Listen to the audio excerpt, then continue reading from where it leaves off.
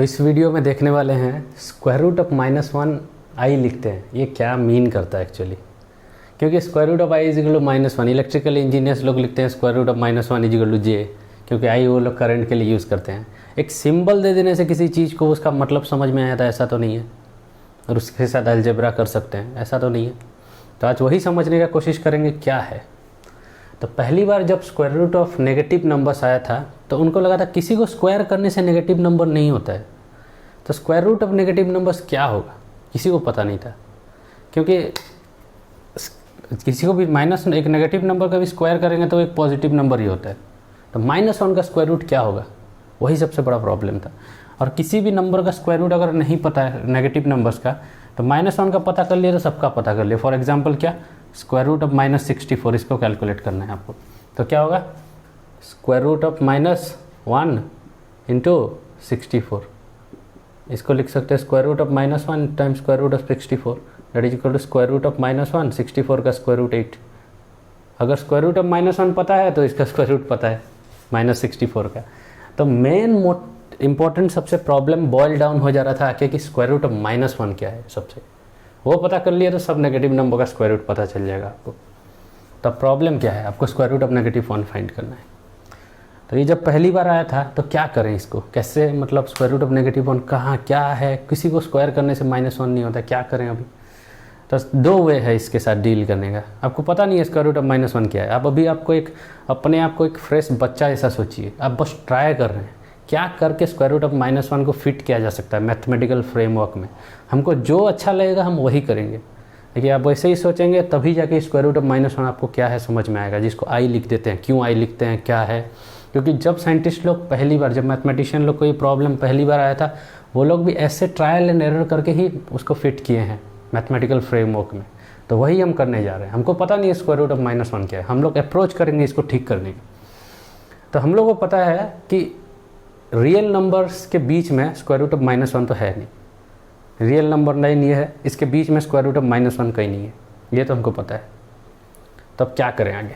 अब दो वे हैं, आइदर इसको बैन कर दीजिए। बैन कर दीजिए का मतलब क्या है, बोलिए कि स्क्वायर रूट ऑफ -1 एग्जिस्ट नहीं करता है, जहाँ भी प्रॉब्लम में स्क्वायर रूट ऑफ -1 आएगा हम उसको छोड़ देंगे। नेगेटिव नंबर का स्क्वायर रूट एग्जिस्ट नहीं करता है, वो मैथमेटिकली इनकन्सिस्टेंट है, छोड़िए। जैसे बोलते हैं कि समथिंग डिवाइडेड बाई 0 अनडिफाइंड और इनकन्सिस्टेंट है, तो 0 के साथ आप डिवाइड नहीं कर सकते हैं, वही बोल सकते हैं यहाँ पे। ये पहला वे था, लेकिन ये सही नहीं है। दूसरा वे क्या है, दूसरा वे ये है कि हम कैसे इसको एजॉइन करने का कोशिश करें। ये वर्ड इंपॉर्टेंट है यहाँ पे, एजॉइन इट टू रियल्स, मतलब रियल के साथ कैसे जॉइन करने का उसको कोशिश करें, कैसे उसके साथ डील करेंगे, एक साथ करने का कोशिश करें। लेकिन प्रॉब्लम ये हो जाता है कि रियल नंबर लाइन, अगर आप नंबर लाइन बचपन में पढ़े होंगे, सब रियल्स को अगर एक लाइन के ऊपर पॉइंट सोचे तो यहाँ कहीं -1 एग्जिस्ट ही नहीं करता है। उसको कहाँ रखे आप, इसके ऊपर तो रख नहीं सकते, क्योंकि इसके ऊपर तो सब आपका रियल नंबर्स ही है और कहीं -1 है नहीं, तो रखने का तो और जगह नहीं है। तो क्या करें, हम लोग गिव अप नहीं करते हैं। हम लोग क्या करते हैं, अपने इमेजिनेशन में ही सही है, अच्छे से सोचिए। हम लोग अभी ट्रायल एंड एरर कर रहे हैं, हम कुछ भी करने के लिए कर सकते हैं अभी, क्योंकि अभी हमको पता नहीं है हमारा मेथड काम करेगा कि नहीं। हम एक एक्सप्लोर कर रहे हैं, बस कुछ वे से हम लोग फिट करना चाह रहे हैं चीज़ों को।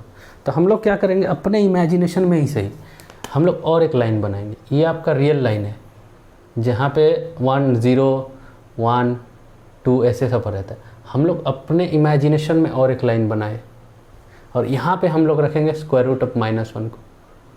यहाँ पे क्या रखेंगे, 2 टाइम्स स्क्वायर रूट ऑफ -1, यहाँ पे 3 टाइम्स स्क्वायर रूट ऑफ -1। ये हम रख रहे हैं, यहाँ पे -1 है, ये रियल एक्सिस है और ये हम लोग का इमेजिनेशन का एक्सिस है। समझ में आया। तो ऐसे करने से क्या फ़ायदा हुआ, अभी बस हम वही देखना चाह रहे हैं। कुछ मतलब अभी पता नहीं है ये काम करेगा कि नहीं, बस हम कर रहे हैं। तो अभी हम लोग का रियल नंबर्स, कोई पूछेगा कि मेरे को पाए कहाँ है दिखा, तो पाए कहाँ होगा, ये अगर 2 है, ये अगर आगे गया है, यहाँ 3 है, 3.14 पाए कहीं यहाँ होगा, ये पाए है, ये आपका पाए है। कोई आपको पूछेगा कि √2 कितना होता है, √2 अराउंड 1 पॉइंट समथिंग होता है, तो यहाँ पे आपका कहीं √2 होगा।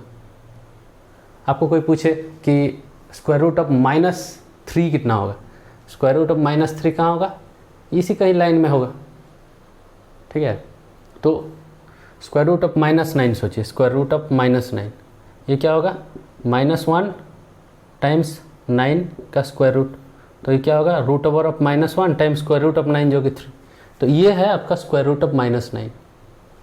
तो हम लोग फिट तो कैसे कर दिए, मतलब नेगेटिव नंबर का स्क्वायर रूट यहाँ पे पॉजिटिव नंबर का सब है, मतलब सॉरी पॉजिटिव मतलब रियल नंबर सब है, और नेगेटिव नंबर का स्क्वायर रूट जो कि हम लोग इमेजिन किए हैं वो सब यहाँ है। लेकिन प्रॉब्लम अभी आप देखिए क्या हो गया इसके साथ। अभी आप वेक्टर्स के लैंग्वेज में सोचिए, वेक्टर, इसको काइंड ऑफ वेक्टर इमेजिन कर सकते हैं। ये वेक्टर सब एक्स एक्सिस में है और ये वेक्टर सब इमेजिनरी नंबर सब वाई एक्सिस में है। लेकिन आपको पता है कि वेक्टर्स एक्स या वाई में नहीं रहता है। कुछ कुछ वेक्टर्स तो ऐसे भी हो सकता है, खाली एक्स और वाई में क्यों रहे। कुछ वेक्टर्स तो यहाँ से यहाँ तक हो सकता है, यहाँ से इस पॉइंट, यहाँ से इस पॉइंट तक, यहाँ से इस पॉइंट तक। मैक्सिमम वेक्टर ऐसे ही रहता है, एक्स और वाई में क्यों रहे। तो यहाँ पे अगर इस पॉइंट को आप देखें तो ये भी एक नंबर है, लेकिन ये रियल नंबर है नहीं है, आपका इमेजिनरी नंबर है जिसको आप इमेजिन कर रहे हैं, square root of negative number नहीं है, वो भी नहीं है। ये इसका दो हिस्सा है, एक हिस्सा क्या है 3 और एक हिस्सा क्या है 3 टाइम्स रूट ओवर ऑफ -1। ये दो हिस्से में बना हुआ है ये नंबर, ये रियल नहीं है, इमेजिनरी भी नहीं है। तो आप जो अभी काम किए, एक नया एक्सिस बना के एक रियल एक्सिस कर दिए और दूसरा एक्सिस कर दिए, इससे क्या हो जा रहा है, आपका नंबर सिस्टम बहुत ज़्यादा बढ़ जा रहा है। रियल नंबर्स तो था ही, और ये इमेजिनरी नंबर आप इंट्रोड्यूस किए हैं, लेकिन इसके साथ साथ अलग टाइप का नंबर्स मिल रहा है जो ना कि रियल है, ना कि इमेजिनरी, ना ही इमेजिनरी है। तो इसको हम लोग क्या करें, ये तो कोई दोनों में से कुछ नहीं है। तो हम लोग इसको चलिए नाम देते हैं कॉम्प्लेक्स नंबर।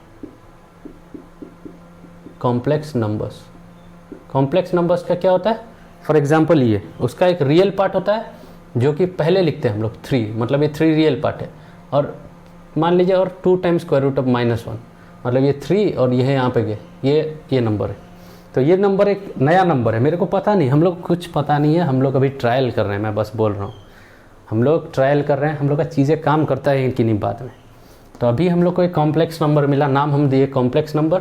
ये ना ही रियल है ना ही इमेजिनरी है, उसको लिखते हैं, इसका ये रियल पार्ट है, ब्रैकेट में हम लोग लिखते हैं, कोई ऑप्शन ही नहीं है ऐसे लिखने का। अभी क्या करते हैं, चलिए इसको वेक्टर के साथ रिलेट करने की कोशिश करते हैं, क्योंकि वेक्टर्स के साथ भी यही प्रॉब्लम होता है। ये आपका एक्स एक्सिस रहता है, ये वाई एक्सिस रहता है, और यहाँ एक वेक्टर रहता है जिसका एक्स पार्ट कुछ रहता है और वाई पार्ट कुछ रहता है। जेड छोड़िए, 2D में वेक्टर को डील कर रहा हूँ मैं, 3D में होगा तो एक जेड कंपोनेंट रहेगा 2 डायमेंशन में, इसका एक एक्स कंपोनेंट है, इसका एक वाई कंपोनेंट है। वैसे अगर सोचेंगे, जैसे एक वेक्टर को आप लिखते हैं, कैसे लिखते हैं, ऐसे ब्रैकेट में लिखते हैं, ए एक्स मैं बताया था, ए वाई, ए एक्स कॉम्पोनेंट उसका है ये और उसका वाई कॉम्पोनेंट है। लेकिन हम लोग और एक वे में क्या लिखते हैं इसको, ए एक्स आई कैप प्लस ए वाई जे कैप, ऐसे भी लिखते हैं, ये प्लस करके लिखते हैं। तो और ये नोटेशन ज़्यादा इजी होता है कैलकुलेशन में, मतलब ज़्यादा इजी नहीं होता है, ज़्यादा एफिशिएंट नहीं है, लेकिन कैलकुलेशन समझने में इजी होता है, क्योंकि दो वेक्टर को ऐड करना है, ये बी एक्स आई कैप प्लस बी वाई जे कैप। तो आप क्या कीजिए, बस ये कंपोनेंट ऐड कर दीजिए, बी यहाँ होगा ए एक्स प्लस बी एक्स आई कैप, और ये होगा ए वाई प्लस बी वाई जे कैप। समझ में आया। इसके साथ इसको ऐड नहीं करते हैं, अपना अपना कंपोनेंट ऐड करते हैं। तो सिमिलरली हम लोग यहाँ पे यही करेंगे। हम लोग क्या करेंगे, यहाँ पे जैसे ए वेक्टर को हम लोग ए एक्स प्लस ए वाई ऐसे लिख रहे थे, यहाँ पे हम लोग इसको लिखेंगे 3 + 2 टाइम्स स्क्वायर रूट ऑफ -1। ये उसका रियल पार्ट है, इमेजिनरी पार्ट है। बस यहाँ एनालॉजी करने की कोशिश कीजिए, वेक्टर्स के साथ जो करते हैं वही कर रहे हैं हम। अभी ऑयलर जब आए, ये सब काम जनरली ऑयलर किए हुए हैं। अब जो ऑयलर जब आए पहली बार तो बोले कि हर जगह स्क्वायर रूट ऑफ -1 क्यों लिखना।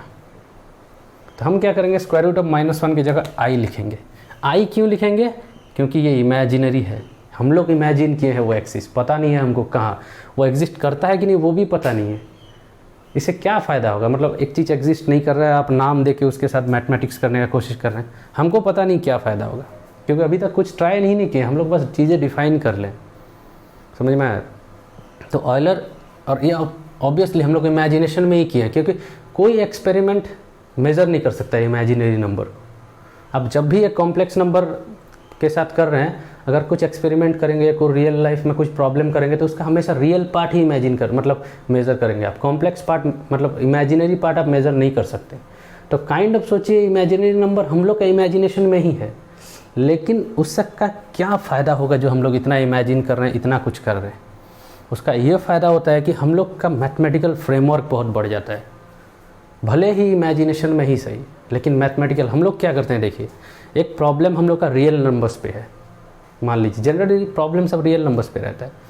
जैसे कहीं इलेक्ट्रोडायनेमिक्स कर रहे हैं या न्यूटोनियन मैकेनिक्स कल करेंगे फिजिक्स में, तो उसमें प्रॉब्लम सब रियल एक्सिस पे रहता है। आपको यहाँ ये नंबर निकालना है, उसका वैल्यू निकालना है। हम लोग प्रॉब्लम को क्या करते हैं, कॉम्प्लेक्सीफाई कर देते हैं, मतलब इमेजिन करते हैं कि यहाँ और एक एक्सिस है। वो हम लोग का इमेजिनेशन है, नहीं रहता है वैसा कुछ, क्योंकि कॉम्प्लेक्स इमेजिनरी नंबर कभी किसी प्रॉब्लम में आते नहीं है एक्सेप्ट क्वांटम मैकेनिक्स। तो न्यूटोनियन मैकेनिक्स और यहाँ जनरली आते नहीं है। तो क्या कॉम्प्लेक्स नंबर हम लोग क्या करेंगे, जब प्रॉब्लम्स एक रियल लाइन पे होगा हम उसको कॉम्प्लेक्सीफाई करेंगे और इस प्लेन में जाएंगे और यहाँ कैलकुलेशन करने की कोशिश करेंगे। मतलब हम लोग को कैलकुलेशन करने, हम एडिशन डिफाइन कर सकते हैं, मल्टीप्लिकेशन सब यहाँ पे डिफाइन करते हैं, जैसे वेक्टर्स पे नया डिफाइन करते हैं, सब डिफाइन करके उसके बाद यहाँ कैलकुलेशन जब करेंगे रिजल्ट सब बहुत ईजीली आपको मिलता है जनरली। और फिर हम लोग रिटर्न बैक करके रियल एक्सिस पे प्रोजेक्ट बैक कर देते हैं उसको। और इससे, और जनरली मैथमेटिक्स में बहुत सारा थ्योरम, प्रोपोजिशंस बहुत सारा है जिसको आप रियल लाइन पे रह के प्रूफ ही नहीं कर सकते हैं, उसको कॉम्प्लेक्सीफाई करना पड़ेगा। कॉम्प्लेक्स प्लेन में जाएंगे वो प्रूफ बहुत आसानी से हो जाता है, फिर उससे आप अपना रिजल्ट निकाल लीजिए रियल नंबर्स का। क्योंकि ये एक स्पेशल केस है इसका, क्योंकि यहाँ वेक्टर के लैंग्वेज में सोचेंगे तो यहाँ वेक्टर्स यहाँ भी रह सकता है, ऐसे भी रह सकता है, ऐसे भी रह सकता है, ऐसे भी रह सकता है, ऐसे। यहाँ खाली वेक्टर अलॉन्ग एक्स एक्सिस रहेगा। तो एक्स एक्सिस इसका एक पर्टिकुलर केस है जब वेक्टर इस लाइन में लाई कर रहा है, लेकिन इसके बाहर भी रह सकता है। तो यहाँ आपके पास ज़्यादा फ्रीडम है चीज़ों को करने को। और ये एक बहुत एलिगेंट मैथमेटिक्स है जिसको बोलते हैं कॉम्प्लेक्स वेरिएबल थ्योरी। इसके ऊपर इंटीग्रेशंस कर सकते हैं, इस प्लेन में डिफरेंशिएशन कर सकते हैं, इस प्लेन में इतना कुछ किया जा सकता है जो कि यहाँ नहीं कर सकते। और इनफैक्ट मैं एक एडवांस बात बता रहा हूँ, अभी जब रिसेंट फिजिक्स जब 1925 के बाद जब क्वांटम मैकेनिक्स निकला, अभी quantum field theory, string theory, तो अजीब इमेजिन कीजिए कि नेचर का लैंग्वेज रियल नंबर्स पे नहीं लिखा गया है। नेचर का लैंग्वेज कॉम्प्लेक्स लैंग्वेज है, कॉम्प्लेक्स नंबर्स पे लिखा गया, जिसको आप फील तक नहीं कर सकते हैं, जिसको आप इमेजिन नहीं कर सकते हैं, बस इमेजिन ही कर सकते हैं। आप फील कुछ नहीं आ रहा है, हम इमेजिन किए बस मेरे नाम रख देने से क्या होता है। लेकिन नेचर का लैंग्वेज ही कॉम्प्लेक्स नंबर है, क्योंकि जब आप इक्वेशंस आप सब सॉल्व करेंगे, श्रोडिंगर इक्वेशन में लिख दे रहा हूँ, ये पता नहीं होगा, बस मैं आपको ये अप्रिशिएट करने के लिए ये बात बोल रहा हूँ, क्योंकि जिसको आप बस इमेजिनेशन पे रखे हैं वो कैसे इंपॉर्टेंट है। हम लोग का श्रोडिंगर इक्वेशन है I h cross del psi by del t is equal to H psi. यहाँ कुछ समझ में नहीं आएगा, यहाँ पे आई ऑलरेडी आ रहा है ऑटोमेटिक। देखिए, कोई भी नेचर में इक्वेशन नहीं है जो फंडामेंटल, ये क्वांटम मैकेनिक्स का फंडामेंटल इक्वेशन है, किसी पार्ट को आपको समझने का ज़रूरत नहीं है, बस ये देखिए कि यहाँ आई है। ये आई को आप अवॉइड नहीं कर सकते, इसको मिटा देंगे तो नहीं होगा, ये मैटर करता है आई। ये आई स्क्वायर रूट ऑफ -1 है। और हर एक वेव फंक्शन, इसको हम लोग वेव फंक्शन बोलते हैं, इलेक्ट्रॉन का वेव फंक्शन होता है, सबका वेव फंक्शन होता है, सब कॉम्प्लेक्स होते हैं। मतलब काइंड ऑफ सोचिए कि नेचर का अपना लैंग्वेज ही कॉम्प्लेक्स एनालिसिस पे बना हुआ है, ना कि रियल नंबर जिसको आप फील नहीं कर सकते हैं उसी पे लिखा हुआ है। तो उसको कैसे आप अवॉइड करेंगे। तो ये सब काम पहली बार किए थे ऑयलर्स, और अभी कॉम्प्लेक्स वेरिएबल थ्योरी बहुत एडवांस हो गया, बहुत ज़्यादा कुछ इसके बारे में पता है, जो कि बस एक स्टार्ट हुआ था, हम एक इमेजिनेशन पे एक दूसरा एक्सिस पुट कर रहे हैं और कुछ भी नहीं। जिसको स्क्वायर रूट ऑफ -1 को एक नाम दे दिए थे, क्यों बार बार ऐसे नंबर्स लिखेंगे बोल के, स्क्वायर रूट ऑफ -1 की जगह हम लोग आई लिख दिए थे बस। वही थ्योरी अभी इतना पावरफुल हो गया है। तो इमेजिनेशन ज़्यादा इंपॉर्टेंट है नॉलेज से। तो यही था हम लोग का स्क्वायर रूट ऑफ -1 क्या होता है। नेक्स्ट वीडियो में फिर कुछ ऐसा इंटरेस्टिंग सा टॉपिक लाएंगे। Okay, thank you.